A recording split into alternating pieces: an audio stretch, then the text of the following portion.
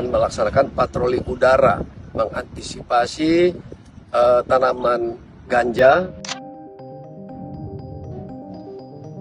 Setiap tahun, aktivitas penanaman dan panen ganja masih ditemukan di wilayah pegunungan Aceh, terutama setelah musim hujan tiba.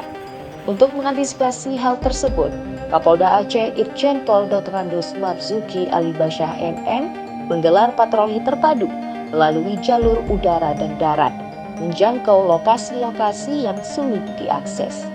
Setiap titik yang terdeteksi akan dipetakan secara akurat, dilakukan pemusnahan di tempat, serta penindakan hukum tegas terhadap para pelaku sesuai ketentuan yang berlaku.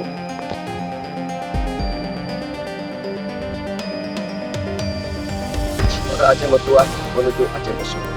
Hari ini saya ditemani Pak Wakapolda, ditemani Bupati Biren dan Kapolres akan melaksanakan patroli udara mengantisipasi tanaman ganja yang ada di seputaran Gunung, baik di daerah Sawang, Aceh Utara, sampai ke Banda Aceh.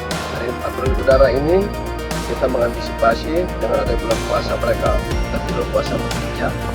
Ya, kita mencari lahan-lahan di mana mereka melaksanakan penanaman atau yang siap panen.